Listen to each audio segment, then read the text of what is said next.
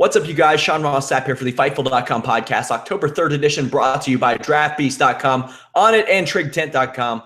Go to Onnit on our podcast page, our newly revamped podcast page. I always tease these revamps, and they take a little while to get done, but they are revamped. Fightful.com/podcasts, and you'll see you're now able to sort the podcasts by day.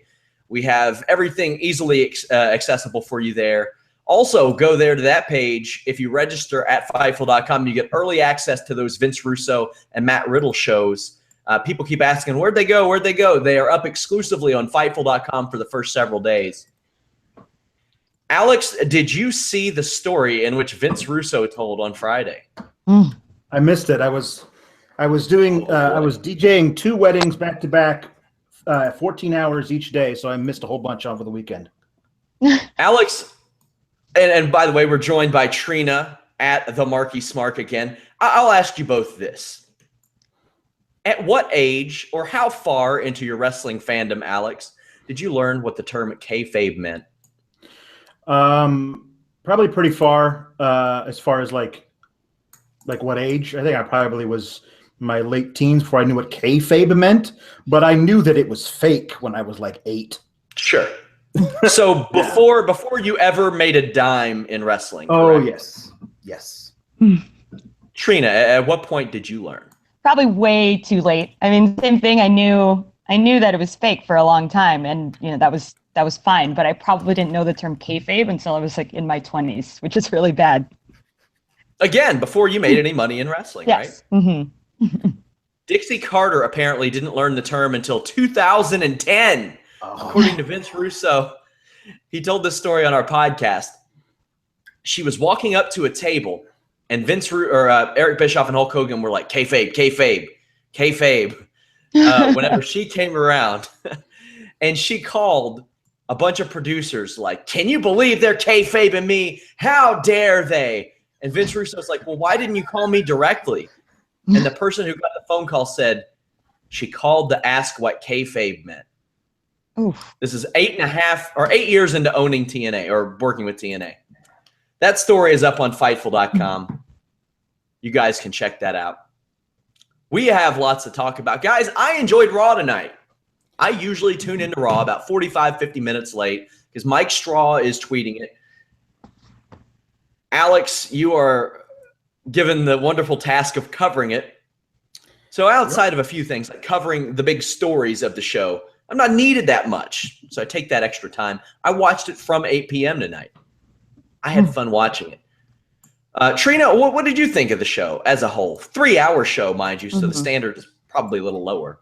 No, I thought it was really great. I mean, especially compared to last week. It sounds like somebody took my advice about putting the Cruiserweights somewhere other than the 3rd hour, so that was nice.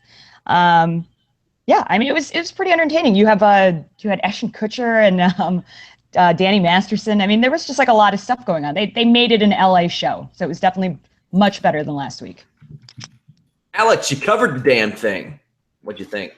I don't want to be a prisoner of the moment at the end of the show because the main event was so great.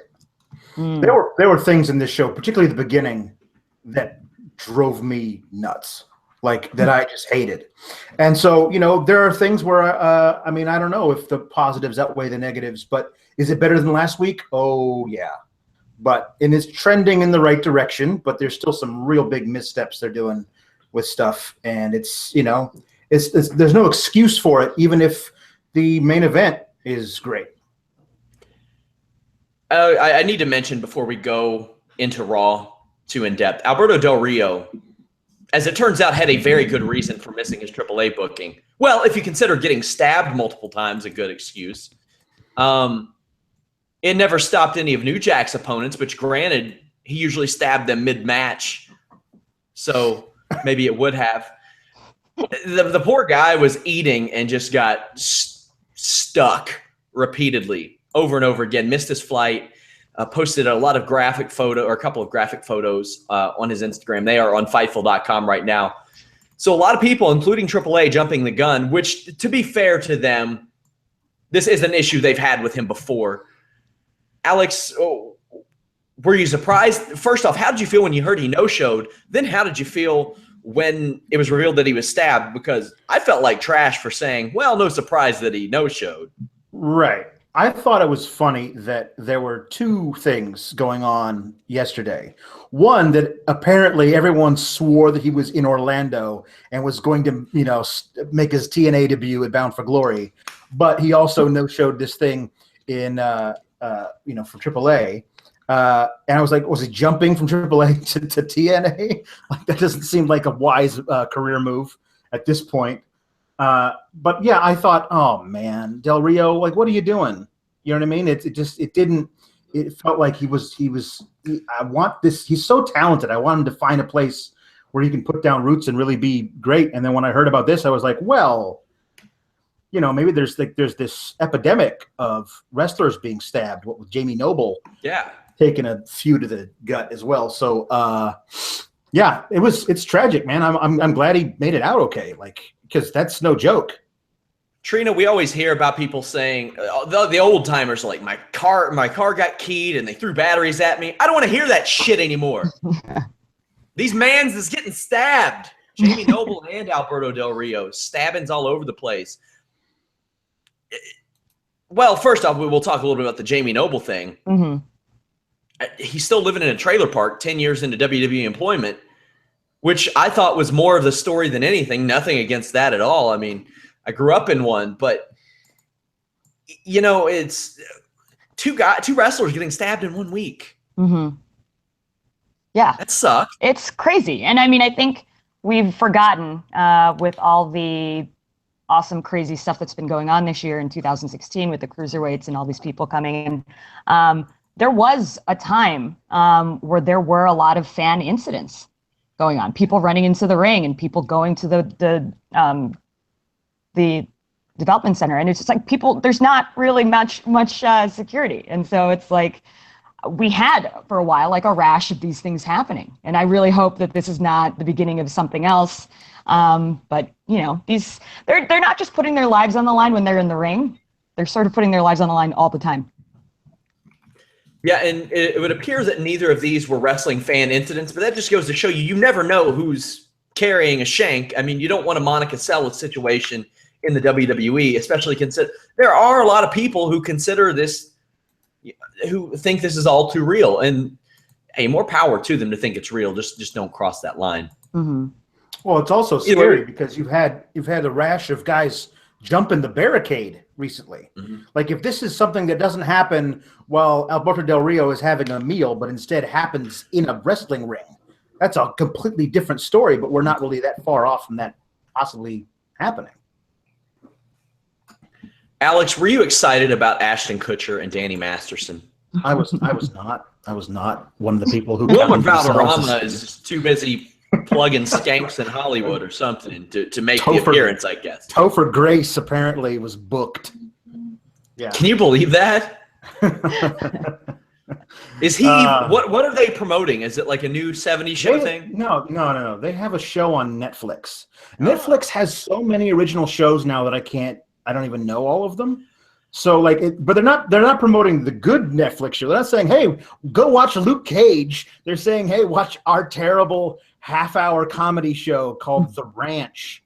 Apparently, and they would later in commentary, they're doing all these things of like qualifying it, saying, if you live in the city, you probably won't like it, which is like most of the population live in cities. So good. That was really good for them to come out and say who should watch their show. But no, I was not excited about it.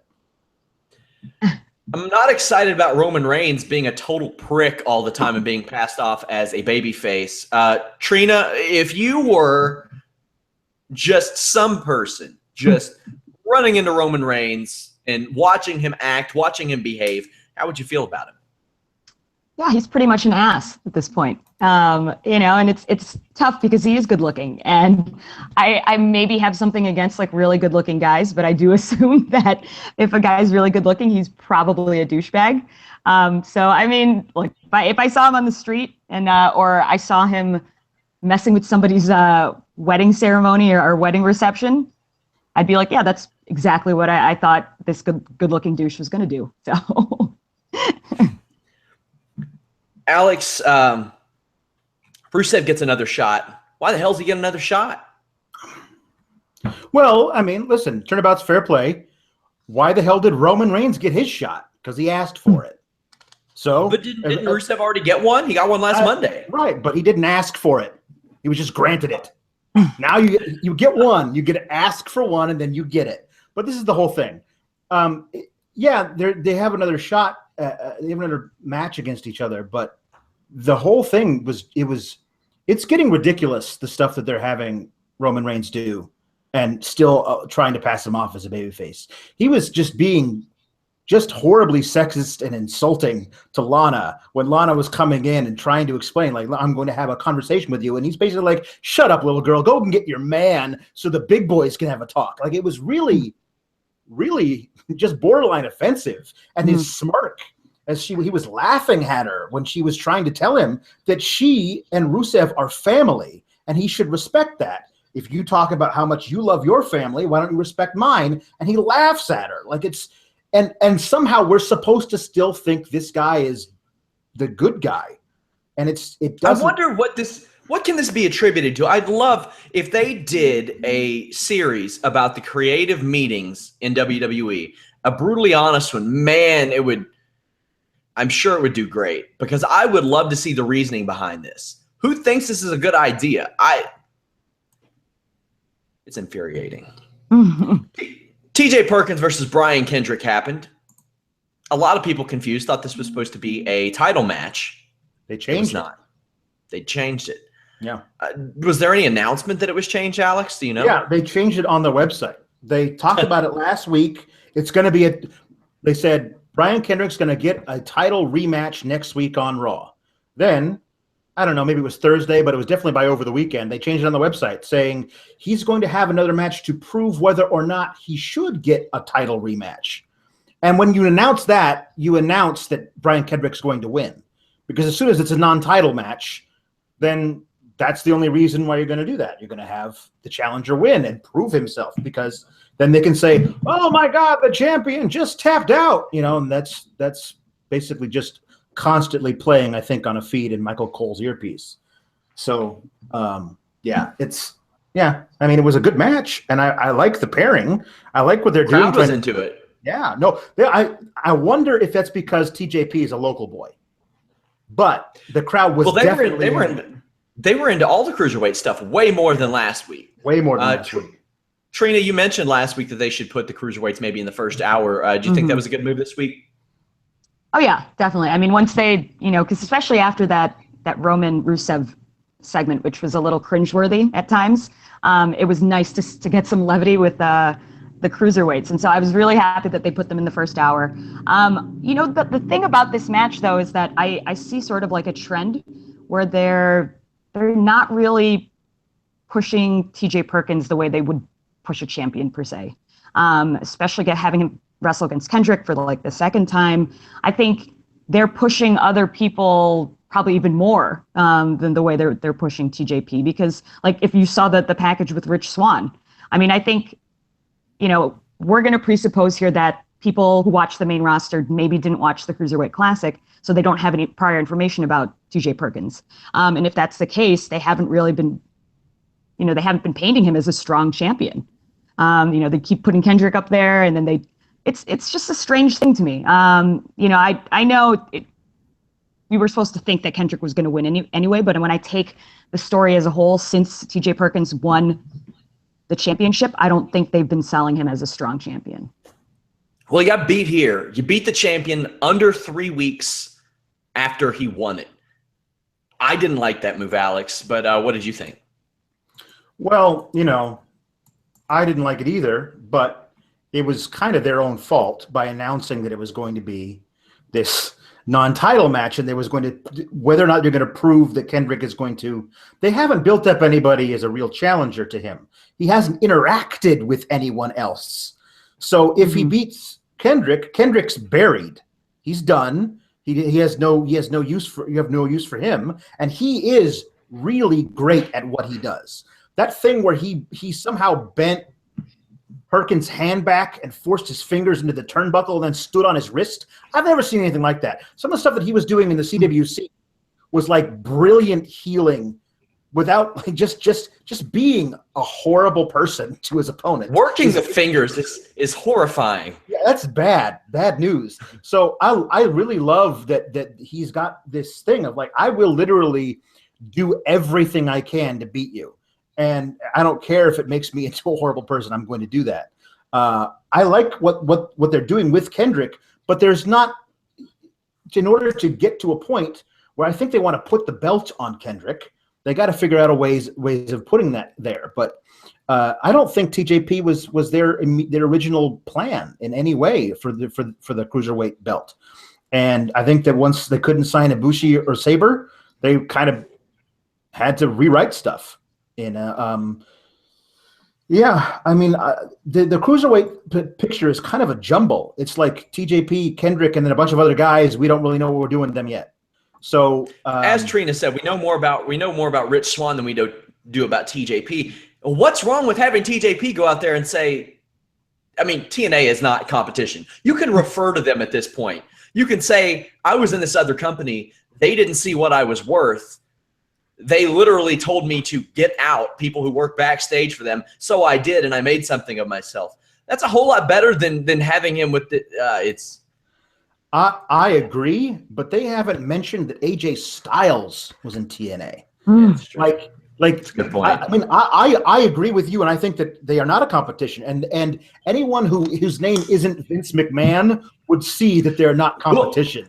But he's already out accomplished what he accomplished in his 10, 11 years in TNA, and that's just because of his one title run. Well, Seth Rollins. Sorry about that, Trina. No, it's okay. I think one thing that's interesting is that, like, I feel like TJ just came out of nowhere, because if you ever watch like any of those reality shows like American Idol or anything like that, they'll focus on certain people and you get the feeling, okay, this person's going to be in the top 3 or this person's going to win. And so we had a lot of good stories that came out of the Cruiserweight Classic. Johnny Gargano and Ciampa, please sign Cedric. I mean, come on, there were so many other people, I think, who they could have put that belt on and had a pre-existing story that they could have just moved on to Raw, and it would have been a lot easier. We had the newest Braun Strowman squash. Alex, you have had the utter joy of covering every single one of these thus far. Yeah. Every single one. It seems as if he's settled for a power slam as his finish. Yeah. He can move for a big guy. He really I'll can. give him that. Yeah, and like I said, it was so funny around the Royal Rumble. He kept doing that spot, like even after the Royal Rumble, where he'd tumble over the top, because you could tell he was like at the Performance Center practicing getting eliminated for weeks, and he did it really well. So he's growing on me a little bit. But what did you think of this and the subsequent promo where he tells Mick Foley, if you don't get me more competition, there might not be there might not be a next week. I just love the idea of that. If you take it out to its full extreme, that Braun Strowman believes he could just end the world. Like, there is no next week for anyone. And like, I believe it. The thing, he's a better promo than half the guys on the roster, just in that small, quick thing, which is great. The fact that you have a giant guy who could talk a little bit, you could really use him for something that's not squashing dudes named Chase Silver. Hey, you know what helps? He hasn't lost. You believe it. Yeah. So you believe it in that spectrum. Yeah. That goes a long way. Trina, this was very 1980s to me, and I liked it. I really enjoyed it. But at what point do you think Braun Strowman does stop getting fed jobbers? Do you think this is the turning point? No, I don't think so. I think people are enjoying this. I think this, we've talked about this a little bit on our podcast, Last Mark Standing, but it's like the revolution of the jobbers. We're getting jobbers almost every week.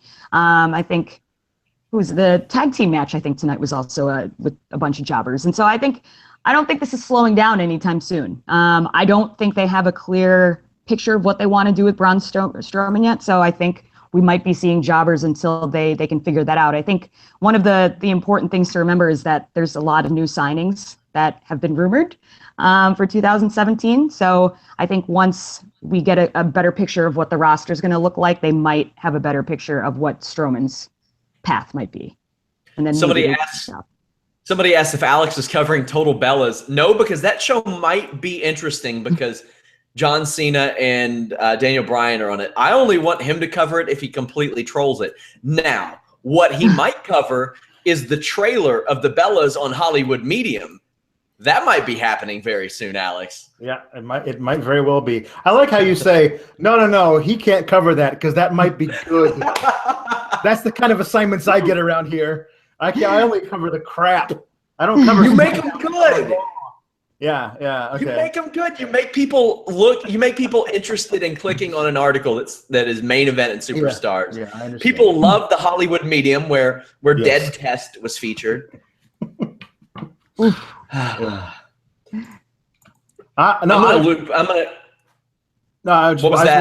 was going to say that I think this is the end of Strowman. I don't think, and the Jobbers. I don't think they have this promo for nothing. I think that they move him on to something else. Personally, I would love him to have him have a set of matches because they're not going to use him apparently at Hell in the Cell. I would love him to have him fight Sami Zayn.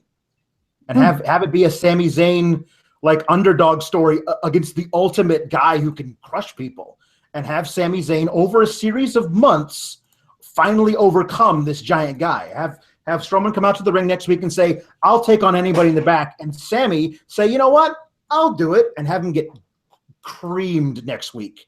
And then the following week, he comes out again, and he keeps answering the bell, and he keeps getting closer and closer to victory, but never pulls it out until finally he does, and that cements Sami Zayn as this guy we're all going to root for, and then you can move him on to something where there's a championship at stake. But I love that.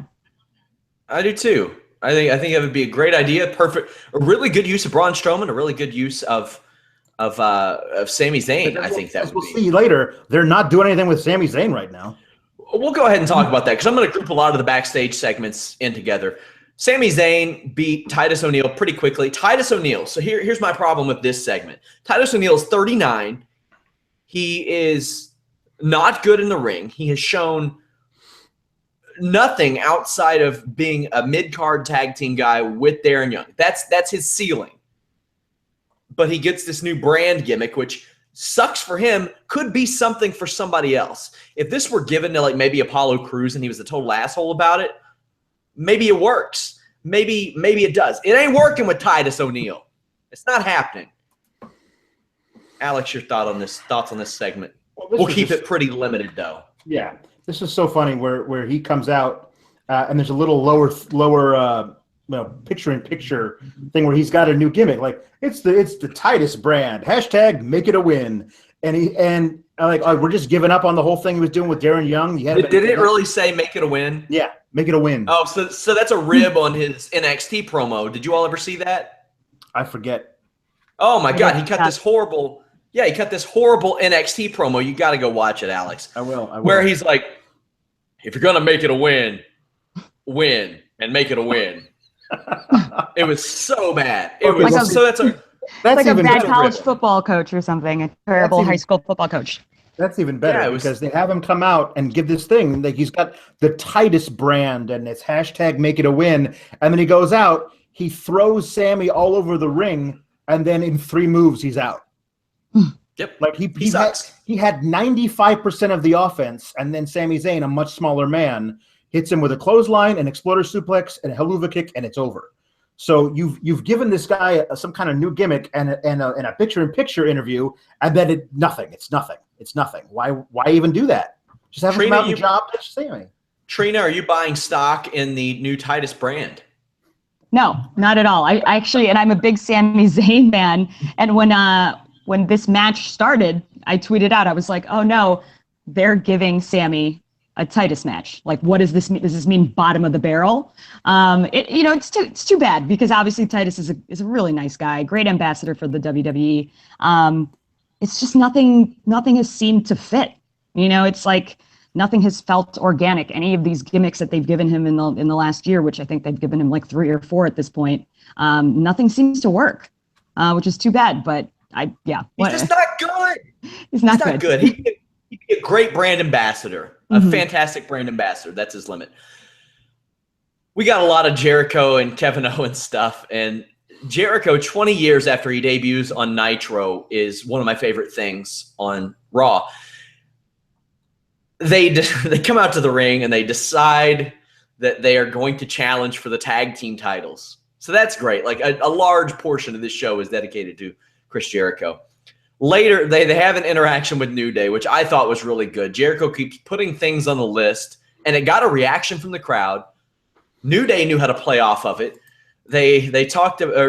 Kevin Owens said that New Day jumped the shark, in which New Day responded by saying that Kevin Owens hasn't jumped over anything in a long time. That was good stuff. Backstage, Jericho gets into an altercation with Ashton Kutcher and Danny Masterson and finds a way to make it entertaining by the end by showing up on one end of the camera, then rolling around to the other. Got to see it. It was good stuff. Then they had a match. They had a tag team title match. New Day defeated Kevin Owens and Chris Jericho via a distraction from Seth Rollins.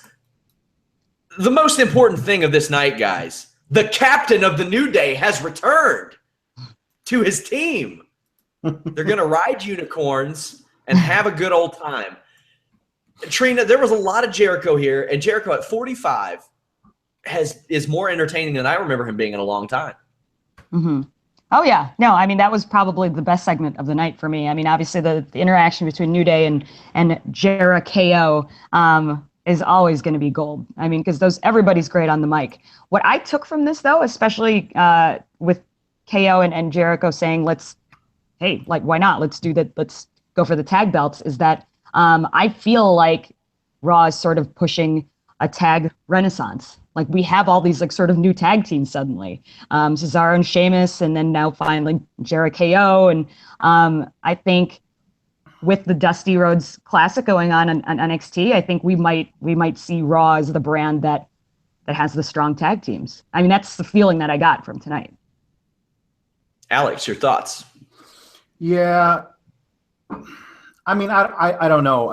The thing about me is I've always really liked when the tag teams are tag teams and not two single stars jumbled together that they don't have anything to do with them as single stars. Like Cesaro and Sheamus, I'm done with completely forever. I can't anymore. Like, we get it. You don't like each other. You don't have to show us 3 segments of you, including a match where you don't like each other. We understand. You just fought 7 times. I'm ready for buddy cop stuff. Where they're doing unnecessary shoulder rolls backstage. I want them to do anything except for mismatched tag team. Like, that's their whole thing, and I'm ready for that to go away. Then the thing that I love about it is that they also have Gallows and Anderson have been running roughshod over the entire tag division. Can it continue? And no, they haven't. They've lost every title match they've had. They haven't been. I wasn't even going to talk about that shit. I wasn't even going to bring up their match. It was inconsequential. It was Gallows and Anderson won a match. There we go. They beat the Golden Truth, who should not be beating anybody. Right, there you go. Moving on. But the fact that they're trying to push them as being this unstoppable force who we just saw get stopped. Like, that doesn't. Yeah, it doesn't help. Yeah, it doesn't help. No, I mean, and that's what I'm saying. I feel like there was a sudden shift in priorities here with tag teams. Like, suddenly the Golden Truth is back. Suddenly Gallows and Anderson are awesome. I don't know. Yeah, I mean, at least they're trying to have your tag renaissance. I don't know if it's being accomplished, but they're trying it. As Jeff and I pointed out on the Tuesday show, we talked about how thin the SmackDown tag team division and the women's division looked after the draft, and it couldn't be more opposite than what we had anticipated. The SmackDown tag division's looking okay. The SmackDown's women division is looking really good. So I'm just waiting for Mick Foley to play the angry captain who just isn't happy with Cesaro and Sheamus's wacky methods of foiling opponents, just like the Buddy Cop series. I am so ready for it. The Sheamus and Cesaro thing, they argued about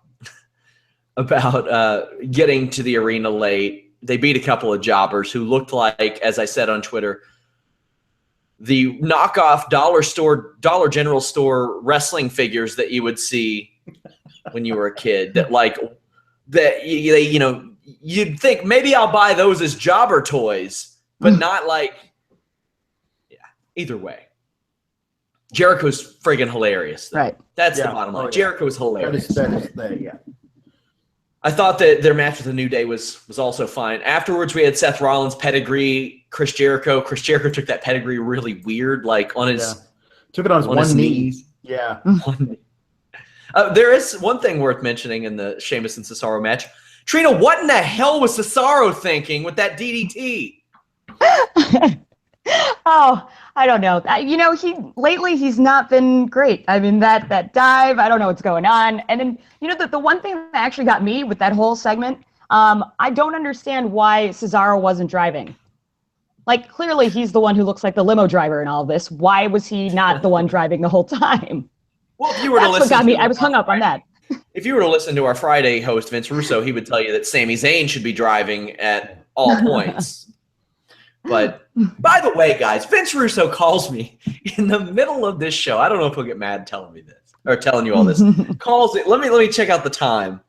And I thought this was a decent show, which shows you Vince's disdain for this program. 9:38 p.m. So halfway through, and he goes, "Bro, I can't do it anymore. I can't do it anymore, bro." I'm like, what? Like, is he quitting Fightful? No. He's like, I know I do a Raw review for you every week. I write the Raw blog. He's like, I can't do it anymore. Can you find me something else to write? I know I'm contractually obligated. I know I work for you. I got to do it. But can you find me something else to write? Guys, I want you all to decide what else Vince Russo should write each week. Total Bellas. So, yeah, exactly. You got to pick him Total Bellas. Exactly. That might be a great idea. That might be awesome. Well, he's got hot shit. See, here's the thing. Alex doesn't care about our readers. He's covering his own ass right now. That's what Alex is doing.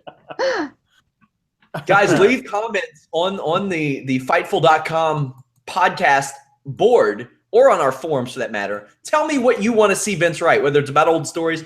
Maybe I can talk him into covering Total Bellas. He might like it. He watches friggin' Teen Mom OG. So maybe he'll like it. But hey, you know what? If he has that much disdain for the show, I think that we could find something else from the right. By the way, guys, if you register at Fightful.com, absolutely free, you get early access to those Vince Russo shows, those Matt Riddle shows. A lot of you are like, where the hell did they go? I don't know where they are. They're on Fightful.com. That's where they are for the first 3 days. Go check them out there. Also, overhauling our forums, making a lot of visual changes. Make sure you share the pages on like Facebook groups, Twitter, Reddit, all that good stuff. But yeah, let me know what you all want Vince to write. I think that would be a fun exercise. Maybe a weekly column on something, obviously, which you also get registering at Fightful.com. Yeah, that was a fun phone call. I was like, uh-oh, what's going on? I was worried. The last phone call Vince and I had, we were in a heated argument. So I didn't know what was going on. But all is well, I think. Vince just doesn't seem to like Raw. We had Stephanie McMahon backstage with Seth Rollins. Seth Rollins went off on Stephanie, and Stephanie didn't get her heat back. Alex, what does this tell you? It tells me that Stephanie's going to pedigree Rollins and pin him in about 30 seconds next week. Right. She doesn't need to get her heat back now because, as you saw from her smirky face as he walked away, she's planning something big. We don't know what it is yet, but she's got something planned for Seth Rollins.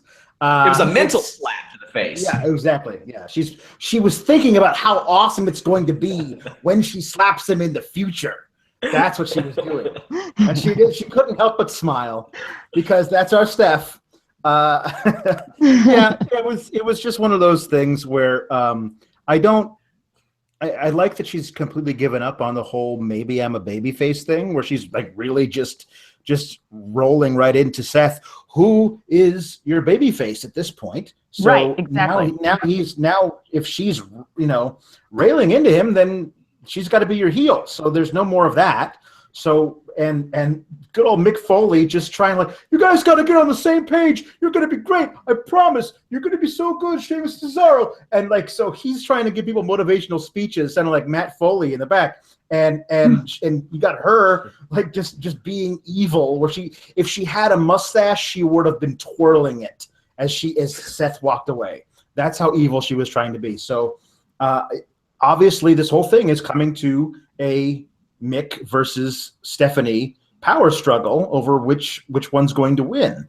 And obviously that's going to be Stephanie. So like you can book this whole thing like 3 or 4 months in advance, just from the way that they're going to try and re-put everything together. I think it was really great how Daniel Bryan on Talking Smack last week said, yeah, Shane and I weren't on the show this week because we didn't need to be. It's not about us all the time. You barely notice when Shane isn't there. Right, exactly. And that's a good thing. Yeah. But the overriding story usually is Stephanie and Mick Foley. And then everything else is kind of happening around them. But not on SmackDown. I don't remember the last time Shane was on the show, and that's okay. Like it may have been 2 weeks ago, it may have been 2 months ago. I don't remember. The last time I remember it was when Heath Slater signed his contract, which was after Backlash, which was a month ago. It's been a while. Trina, I have a great idea. Mm-hmm. A tie-in for WWE 2K17. Stephanie's in her office on the couch, and you just see a screen, and she's slapping the shit out of somebody. And you go over, and you see her on the couch, and she's like, got this evil smile. Get out of my ring! Ready for, or even better, if they ever do the VR, she's got like the headset on, and she's just slapping people, slapping at air, and she's like, yeah. I would love it if she had like a little whack-a-mole type like game in her office, and then like wrestlers' heads would just like pop up, and she'd just slap the crap out of them. That would be amazing. That would be great. That would be great. Someone make that right now. Oh, that would be awesome. Like there has to be like some kind of flash game that people can create where like different wrestlers pop up and you just click them and it slaps them. That would be good. Rich Swann versus Tony Nese. Tony Nese is really good, but they need to not write for this guy. Holy shit, this inset promo was really wooden. Not his fault, I would imagine, because like who did they have him reference on this? Amber Rhodes. Amber Rhodes, that's who it was. Who gives a shit about Amber Rhodes? This is not 2013. So, but 2013 is like timely to these people. Right. And I sadly think they referenced Amber Rose because of the connection between Amber Rose and Peter Rosenberg, who is now the host of WWE and ESPN's official podcast, because Peter Rosenberg will defend Amber Rose any second he's got. FYI. That's a nice good spot there. Either way, Tony Nese looked really good in this match. What I want to know, though, Rich Swann did this double foot stomp to the back. How in the hell is that legal and Seth Rollins' curb stomp isn't, Trina? Well, because apparently he doesn't have a history of injuring people, and Bret Hart doesn't talk shit about him. So, well, I mean, Seth Rollins never hurt anybody with the curb stomp. It was ostensibly taken out because it was a danger of concussion, because that's not why. It was because they didn't want kids Googling curb stomp. Sure. And so they just change a damn name. I know, but they didn't. They were so scared of it. So they're not calling whatever the hell Rich Swann is doing a curb stomp, even though that's exactly what it is. Humpty dance, for all I care. Right, and when Rich Swann does it, it's fun. Come on. Right, it's fun. Everything he does is fun. That guy loves to have fun. Charlotte versus Sasha Banks, main event spot on Monday Night Raw. That's awesome that they got this spot. Earlier in the night, we had Charlotte Sasha Banks backstage with Bayley. Sasha Banks, very wooden in her delivery. They should have just had these two girls like legit speak to each other in front of a camera on a pre-tape and see what comes out, and then maybe edit that, but that'd be too easy.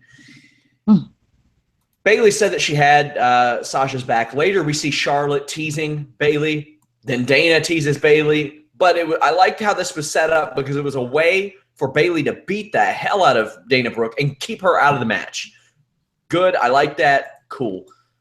Alex, these two girls got the main event spot. Charlotte went banana, as Pat Patterson would say. She whipped out like a corkscrew moonsault. And a lot of people were like, oh, she didn't land it. Well, her elbow hit Sasha right square in the face, so get the hell over it. This was a fun match. I mean, it wasn't the best match these two had, I don't think, but it was fine. And you got to believe that Charlotte probably wasn't planned on winning this title back if Sasha would have emerged unscathed prior. Right. My thing. I mean, here's the thing that I miss in almost all of wrestling is two rivals trading the belt. You know, like on any given night, one of them can be better than the other, and if they fight over and over again over a series of months, they're each going to get 3 title reigns. I think that's a really cool way of booking these two because they're very different from each other, but they're equals. And I think it'd be really cool to see them go. I wouldn't mind if Charlotte won at Hell in the Cell and then a few weeks later, because I love the idea of Charlotte keeping that undefeated streak in pay-per-views. I do too. So I wouldn't mind if like it became a thing. Somehow Sasha is able to win on Raw, but she's never able to get it done at the pay-per-views. That's a storyline you can push. But I love these two going back and forth and really trading that thing, the women's title, the Raw women's title, back and forth because I think they could do something really great with it. Trina, I'll ask you this because I know the response that some people will give to what Alex said. They'll say, well, it devalues the belt. The World Championship and the Attitude Era didn't seem devalued. The show was good. The people were over. It got traded around all the time then. Do you think that would devalue the belt, or do you think that's more of a matter of how they treat the division? No. So first of all, Alex, I love that idea. Having been a fan for so long, that's some good old school booking. That's like Sean and Brett just going back and forth. I love it. I think devaluing the belt is the common excuse that people give, but I think the reality is that this generation that watches WWE right now just doesn't have the attention span to watch a year-long feud and have to them, they're just like, oh, well, the belt means nothing. It's like, no, if you go look at the older stuff, see it switch hands like every other month and see how the value is actually increased. It's, sadly, I think it's just the attention span, and I would love to see that happen. I love Alex's idea. But yeah, I don't know, the current audience, current generation, I don't think they could do it. Well, I think that if you did it to them with a bunch of different belts, yeah, it would be too much. But if you just said this was the only time we're going to do that kind of booking, and really focused on that and told the story about how they are equals and each one can beat each other on each night. And I'm not saying spread the belt around to everybody. I don't think that you should give Dana a run with the belt or even Bayley at this point. Just these two women. Either one of them should be Raw Women's Champion for the next year. And it's just the two of them back and forth. Maybe somebody else gets a match for it, but they never win it. And I think it'd be great to see who at the end is the one who actually comes out on top. Because I love the way these two go at it against each other. They leave it all in the ring. I mean, she's pulling out corkscrew moonsaults off the top to the floor. It's who knows what they do for an encore in a few months. You know what I mean? Yeah, I thought this match was very good. I thought it was the right move to put it as a main event. You have to give the perception that these women and their division do mean that much, and I think this was a good way to do it. The crowd was into it. The crowd was great all night, really. I thought this capped off a pretty good Raw, especially by normal Raw standards. This was a fantastic Raw. There wasn't a lot. I mean, I got a little bit of enjoyment out of almost everything on this show from some aspect.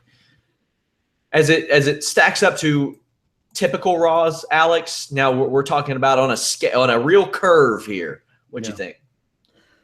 Well, like I said, there were some things to really love and some things to, I don't hate's too strong a word, but I've just really grown tired of the obvious outcomes to matches, which is the way it's. If you watch enough wrestling, which you kind of have to if you cover it the way I do.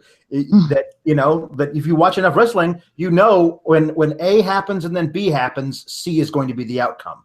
So it's that kind of gets frustrating to me. And then also just the stuff that is utterly meaningless. You know, the promos that don't give us any new information. That whole interview with Michael Cole and Seth Rollins was meaningless. He gave us no new information. He thinks he's better than Kevin Owens, and that Kevin Owens was handed the title, and that Steph is in on it.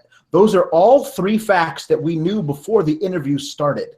So why even have it? Have a match where it means something, where you're for the number 1 contendership of something. I don't know, but like there was just too much stuff that was just filler, just straight filler. Guys, make sure you visit DraftBeast.com. DraftBeast takes your classic fantasy sports leagues and pairs it with cash contests to bring you the ultimate fantasy sports experience. It only takes 2 minutes to join. Deposit and claim your exclusive 100% bonus when you go there via Fightful.com. You'll see that promo section. Go there, check that out. Enter the one-day leagues and win real cash. Also, sign up for Communa, also under our promo section, and take part in their exciting online surveys and start earning rewards for your opinions. As soon as you register with Communa, activate your account, and you'll earn 100 points towards a Best Buy gift card and other fantastic rewards, so check that out as well. Also, check out On It. You saw Bayley tonight. She was looking in shape. She threw Dana Brooke all around the place. She takes On It. She does. She loves it. Seth Rollins, pedigreeing people's asses through the floor. He takes On It. Cesaro leaping off of other humans and DDTing jobbers. If you want to do that, you'll probably get arrested. But if you ran off of a car and DDT'd someone into the cement, you could probably attribute that to On It. I think you could. Go to our podcast page, Fightful.com/podcast. Any of those pages, you'll see that big blue On It link. Check out their great stuff over there. Everything from Alpha Brain to their great shirts to their kettlebells, all kinds of awesome stuff over there.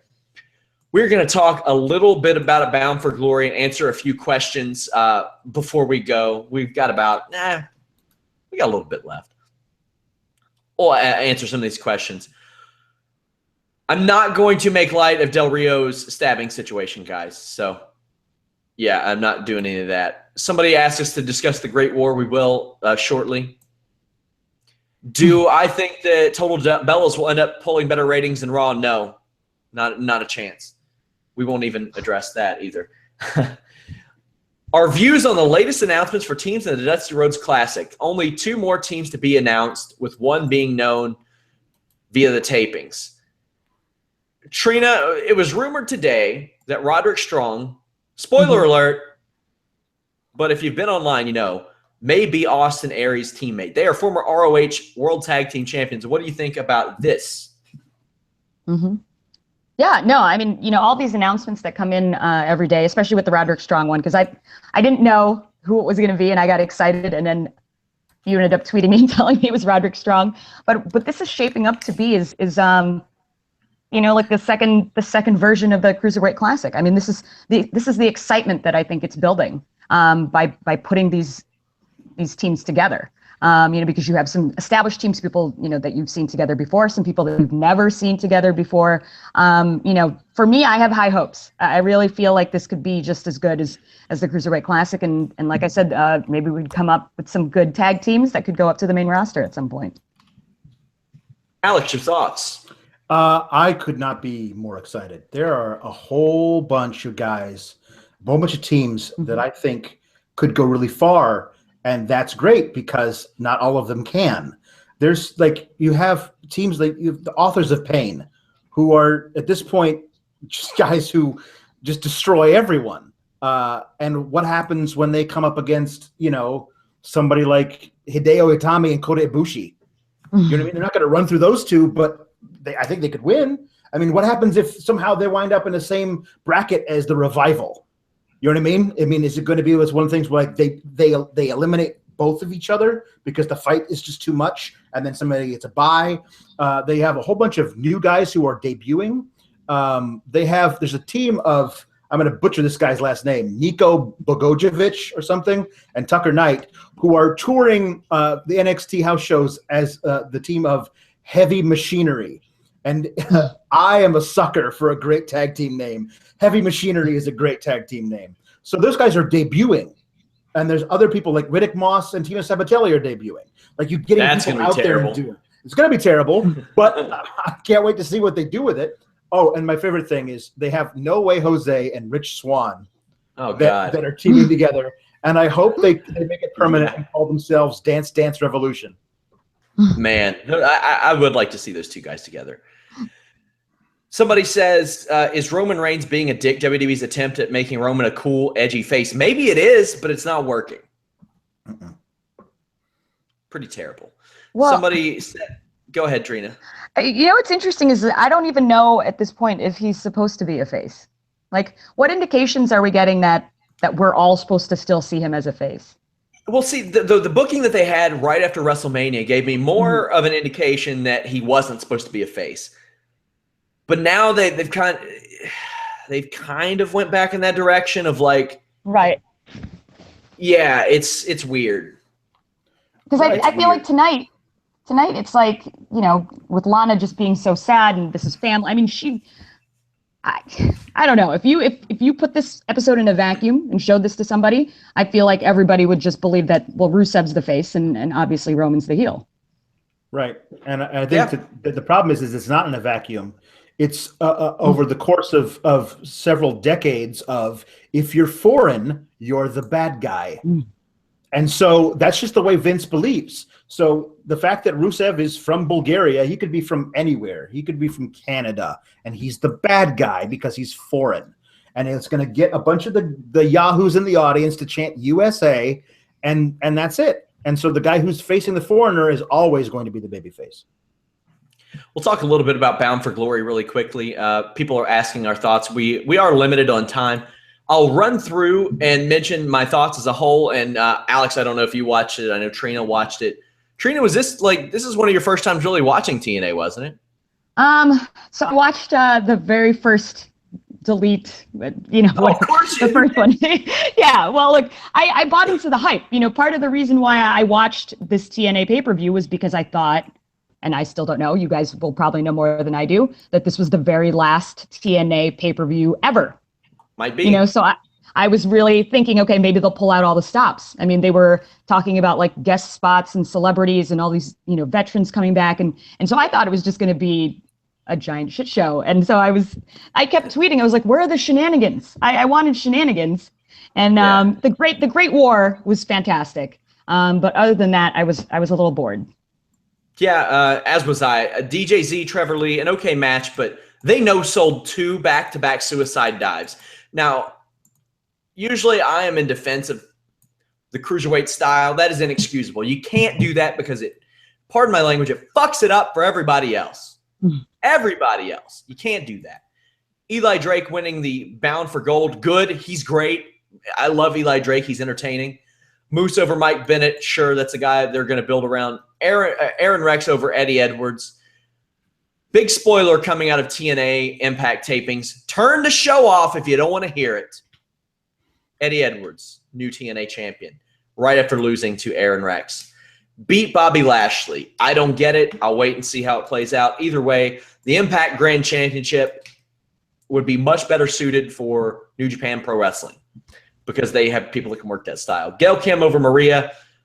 This was smoke and mirrors. Good for Gail Kim. I really think she is one of the all-time greats among female wrestlers. Doesn't get the credit she deserves. Sometimes she does. The Great War was awesome. Of course it was. It's the brainchild of Matt Hardy, who is outstanding, and that entrance, oh, Jesus Christ, that entrance with Rebby playing the friggin' piano and Matt singing, or Jeff singing, it was good. Lashley and EC3, I was looking forward to it. Fine match. Thought that they tried some stuff that didn't really work, but two guys that are really at their best points right now, and the TNA is very lucky to have them. Alex, did you even check out the show? I was not able to watch the whole pay-per-view, but I did watch most of the Great War, which was really the only thing I was interested in going into it anyway. And of course, it's Matt Hardy being brilliant and them letting him do whatever he wants. Like, he has complete creative control, and it's amazing what you can do when you have these creative guys who are also the performers and know what their limitations are and know where they want to go with their characters, and just letting him go. It's amazing. That's why I was really hoping that there was never going to be a thing where it was like, well, I guess we're going to bring Matt back to WWE, because they'll just start calling him, Demented Matt, and he'll say erase, erase, erase. I have some info on that. WWE has absolutely sent out feelers to Matt Hardy, and has been for months now. Not only do they want him back as a pro wrestler, apparently there are some talks about maybe a creative thing in the future. Matt has explicitly stated to me in previous interviews he is very interested in getting involved in creative, regardless of the company. I have to say, good, very, very, very good, because think about this. He made it work as the Hardy Boys. He made version 1 work. His girlfriend screwed another guy, and he turned it into the most over he has ever been. How the hell does that happen? He got several years run out of that. He had that great feud with MVP where it was just them being competitive, and that was a lot of them from what I understand. He made big money Matt work, not only in Ring of Honor, but in TNA. Then he made this work. Not only did he make the broken thing work, he made it work as a heel and now as a baby face. Not only that, he found a way to get his brother in on the thing too. Excellent. A great mind. Yeah. Trina, before we go, tell the people about the Last Mark Standing podcast, please. Yes. So the lastmarkstanding.com is where you can find our entire library of podcasts. We do one every week. We're hoping to collaborate with a couple other people pretty soon. And we also have merch. So if you go to the website, we have some hats. I'm going to be going to AAW in Chicago, so I'll be selling them there. But check out the website. It's got everything there for you guys. lastmarkstanding.com. Alex, my friend, tell these people what you do at Fightful.com.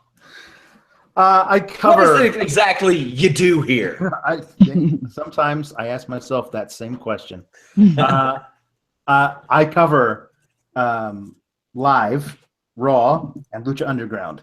And then I write these things which I call reaction pieces, the Uncooked Raw reaction and the SmackDown React Down, and what is known as the Midweek Wrestling Wrap-Up, which covers NXT, Lucha Underground, and TNA if I ever get around to watching it.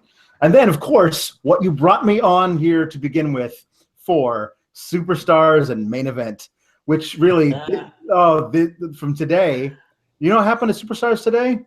We had I think Neville versus Curtis Axel and Darren Young versus Jinder Mahal. So I got to watch those two barn burners and try and make some jokes about it. I'll say this, by the way. I think they're keeping Neville off TV intentionally. That way, whenever they need an ace, something up their sleeve for the Cruiserweight, he's just going to come out. You get a little pop. You do something there. Yeah, guys, visit the site, Fightful.com. Hey, listen, Alex also is interim editor whenever I'm gone. So the more you visit the site, the more full-time positions open. Yeah. And then Alex can be full-time. He can be a full-time editor if you all just visit the site repeatedly, over and over again, all day long. All day long. It's all day long. Don't sleep. Don't do that. Just refresh. I am the opposite of Matt Hardy. That's our gimmick. Refresh. Return and refresh. Refresh. That's what we want. Guys, I am back tomorrow night after SmackDown with Jeff Hawkins of Shake Them Ropes. Wednesday, I'm here with Showdown Joe. We're going to talk UFC 204, Michael Bisping, Dan Henderson for the title. Thursday afternoon with Matt Riddle. Register at Fightful.com to get early access to that. Friday, Vince Russo. Then Saturday after UFC 204, I'm here with Showdown Joe. Then Sunday, after the damn pay-per-view, I guess me and Alex are back for that too. Somebody said to me, and I quote, "I hate it when people who write about wrestling say, I didn't know a pay-per-view was this weekend." And he said, fuck off with that. No, buddy, you fuck off with that. Because I didn't know. I didn't know about Backlash. I didn't know about Clash of Champions. And I sure as hell didn't know about No Mercy. But you do a lot of now. stuff going on. You do now. Hey, I knew a week ahead of time this time. Yep. So, then the cycle starts all over again. 14 straight days of podcasts here at Fightful.com. Thank you guys so much for supporting the show. I love each and every one of you. You're awesome. Send in your feedback on Twitter. What do you like about the site? What do you not like about the site? What kind of hat should Alex wear next time. He's not eating one. Nope. More than I can say for our former Monday co-host. Sorry, Rob. Until next time, guys, we are out.